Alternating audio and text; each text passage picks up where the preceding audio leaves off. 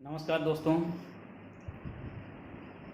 प्रेमचंद द्वारा रचित महाकाव्य कालजयी उपन्यास हम गोदान के बारे में चर्चा कर रहे हैं।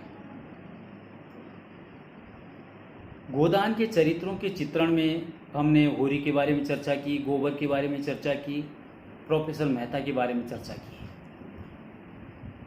मेरे जहन में एक पात्र और निकल करके आता है जिसके बारे में मैं समझता हूँ कि चर्चा करना जरूरी हो जाता है, जो नारी जाति का प्रतिनिधित्व भी करता है, सभ्य समाज का प्रतिनिधित्व भी करता है। वो चरित्र है मालती का चरित्र। मालती के बारे में प्रेमचंद ने कहा है कि वह बाहर से तितली है और अंदर से मधुमक्खी है। मतलब मालती इंग्लैंड से डॉक्टरी पढ़ करके आती है और लखनऊ में आकर के प्रैक्टिस शुरू करती है। ऊपर से वो यूरोपीय संस्कृति से ओतप्रोत है, लेकिन अंदर से वो भारतीय संस्कृति से ओतप्रोत है।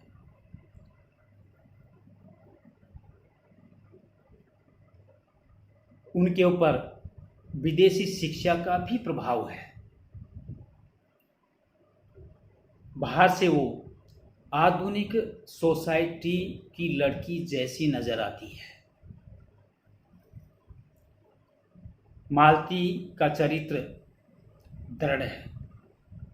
निश्चित रूप से यूरोपीय संस्कृति और भारतीय संस्कृति का मिलाप होता है। संस्कार उसकी यूरोपीय संस्कृति के हैं, लेकिन जब वो भारत में आकर के प्रैक्टिस शुरू करती है तो वो भारतीय जनमानस में रच पच जाती है और यहाँ की संस्कृति, यहाँ की सभ्यता को अपने ऊपर उड़ेल लेती है। लोगों को दिखाने के लिए वो तितली है। लोग ऐसा मानते हैं कि मालती पूरी तरह से यूरोपीय संस्कृति को लेकर के भारत में आई है, तो उसके विचार भी इसी तरह के होंगे, लेकिन ये ऊपरी आवरण है।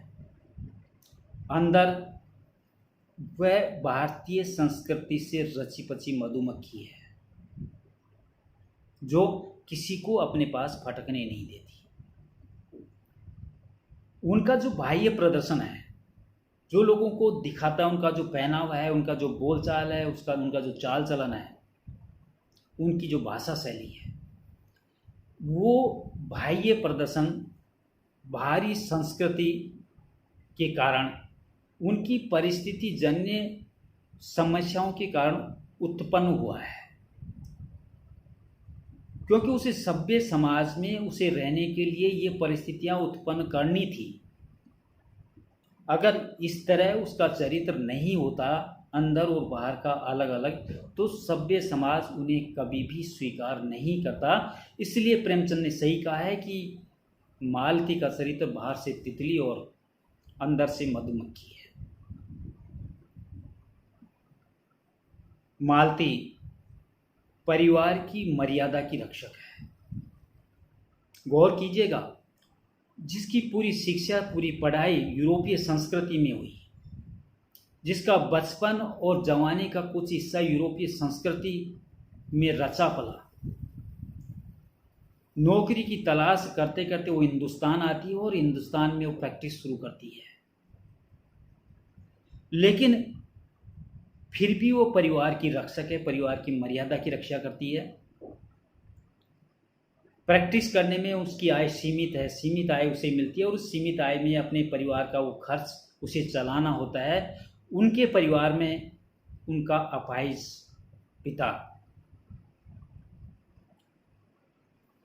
पिता की आदतें बिगड़े हुए रईस जैसी, मांस और शराब के बिना तो खाना पचता ही नहीं है, ऐसे बिगड़ेल बाप। इसके अलावा उनकी दो छोटी बहनें सरोज और वर्दा, उनकी शिक्षा की जिम्मेदारी भी मालती के ऊपर। ऐसी स्थिति में उन्हें उस जमाने में सभ्य कहे जाने वाले समाज के साथ मिलकर के रहना जरूरी था, और वो उसी स्थिति में जरूरी था कि वो तितली बन करके रहे, क्योंकि वो समाज के ठेकेदार उन्हें वो तितली का रूप देखना पसंद करते हैं।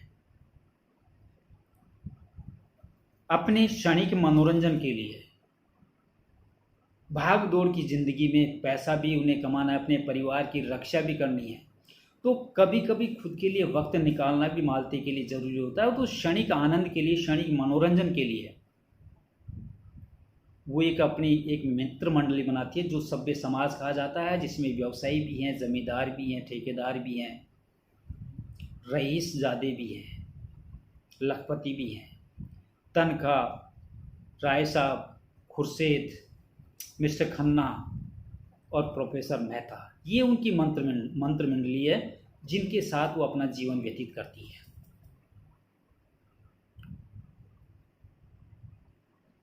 मालती पुरुषों की पारखी है, उनकी अच्छाई और बुराई को जानती है।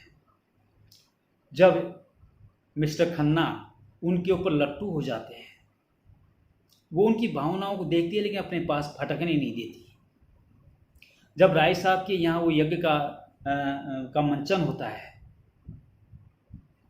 तो शर्त लगाई जाती है मित्र मंडलियों के द्वारा कि खन्ना को शराब कौन पिलाएगा। सब लोग कहते हैं, सब लोगों ने कहा कि खन्ना मालती के ऊपर लट्टू, अगर उसको शराब पिला सकती है तो सिर्फ मालती पिला सकती है। 1000 रुपये की शर्त लगती है, और उस 1000 रुपये की शर्त के साथ मान रखने के लिए, अपने मित्र मंडली का मान रखने के लिए वो खन्ना के पास जाती है, और खन्ना उसको देख करके मोहित हो जाता है और शराब पीता है। तो वो अच्छे पुरुष, वो मेहता के साथ में अच्छा सलूक करती है, लेकिन जब मेहता ये कहता है कि प्रेम एक खूंखार शेर है, लेकिन वो मानती है कि नहीं, प्रेम खूंखार शेर नहीं है, प्रेम तो समर्पण है। उपन्यास के अंत होते होते मेहता को अपनी राय बदलनी पड़ती है। ब्याह का प्रस्ताव वो करता है, लेकिन मालती अंत में कहती है कि वो वक्त निकल गया, हमारे के अच्छे दोस्त हो सकते हैं, लेकिन मैं अब शादी नहीं कर सकती। राय साहब के धनुष यज्ञ में जब मेहता पठान का रूप धारण करके वहां पर आता है, सबके सामने ललकारता है और मालती को उठाकर ले जाता है, ले जाने की धमकी देता है, तो मालती उनके पुरुषार्थ पर मोहित हो जाती है, उसके दृढ़ संकल्प पर मोहित हो जाती है। तो वो अच्छाई और बुराई, सारे लोग जब छिप जाते हैं, दब जाते हैं, होरी उसको आकर के, मेहता को आकर के पटकने लगाता है, लेकिन वो उस दृढ़ शक्ति वाले इंसान के मुंह पर मोहित है। तो इस तरह वो अच्छाई और बुराई दोनों तरह के इंसान की पारखी है। पुरुषार्थ के प्रति आकर्षक, जो व्यक्ति अच्छा कार्य करेगा, जो अच्छे पुरुषार्थ वाला होगा, निश्चित रूप से वो पारखी है, उसकी वो मदद भी करती है और उसे चाहती भी है। चाहे वो पठान के वेश में मेहता हो, चाहे जनमानस की मदद करने के लिए मेहता जिस रूप में निकल करके सामने आते हैं वह रूप हो, चाहे एक गरीब किसान जो अपनी ईमानदारी के जज्बे के साथ में सामने प्रस्तुत होता है, अपने कार्य करता है, जिसकी कथनी और करने में कोई अंतर नहीं होता है, चाहे वो है, तो आकर्षण व्यक्तित्व को वो पूरा सम्मान देती है। मेहता का तो यहाँ तक वो सम्मान करती है कि जब वो, उसका पहले विचार होता है कि वो मेहता से शादी कर ले, लेकिन मेहता जब खूंखार शेर बताता है, अपनी राय को बदल लेती है। लेकिन वो मेहता से कहती है कि आपके अंदर बौद्धिक क्षमता है, आप बहुत सारी चीज़ों को जानते हो, बता सकते हो, तो क्यों नहीं इन गरीब मजदूर लोगों के बीच में जाकर के उनकी समस्याओं को सुना जाए, उनकी समस्याओं का समाधान किया जाए, उनके जन आंदोलन में भाग लेकर के उनको आगे की रणनीति समझाई जाए। ऐसा मालती का विचार था। तो पुरुषार्थ के निश्चित रूप से उनका वो सम्मान करती है। दृढ़ व्यक्तित्व के धनी, जो बात उन्होंने अपने हृदय के अंदर उतार ली, जो करने की उन्होंने ठान ली, एक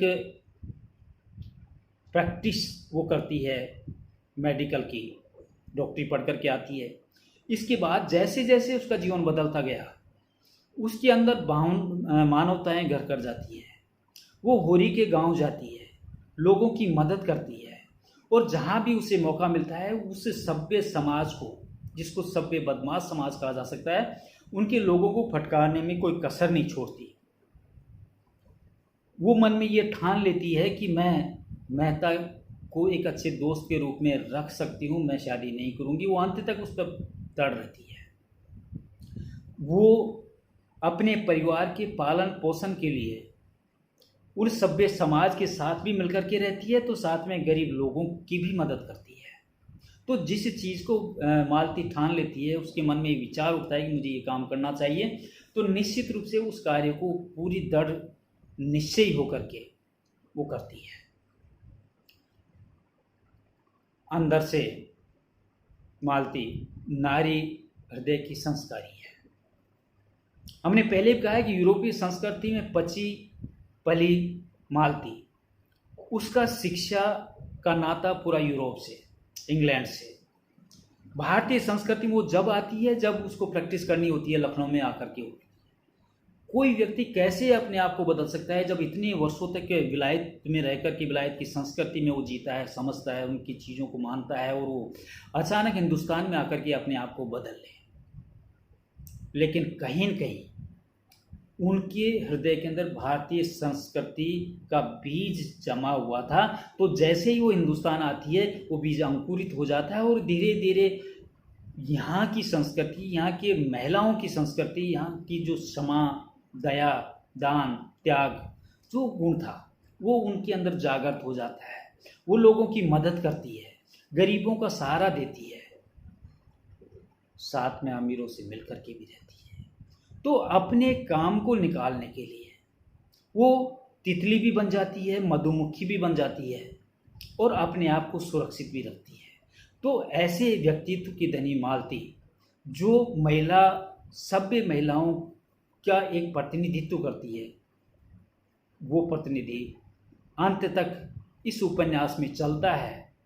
और अंत में जब वो होरी के गांव जाती है तो महिलाओं को काम काज सिखाती है, उसको साफ सफाई का ज्ञान देती है, और वहीं के लोगों को स्वच्छ रहने के लिए जागरूक करने के लिए, और साथ में वो मेहता को भी ले जाती है कि इन लोगों का प्रतिनिधित्व करने की क्षमता आप में है, और इन लोगों को चाहिए कि इस समय सही रास्ते पर चलने के लिए एक ऐसे बुद्धिजीवी व्यक्ति की आवश्यकता पड़ेगी, उसका प्रतिनिधित्व आप कर सकते हैं। तो महिला मेहता की राय को बदलने का काम वो करती हैं, अपने आप को वो वहाँ की महिलाओं के सामने प्रस्तुत कर देती हैं, उनकी बुराइयों को छोड़ करके उन्हें अच्छाइयों के रास्ते पर ले जाने का वो कारगर कदम उठाती है।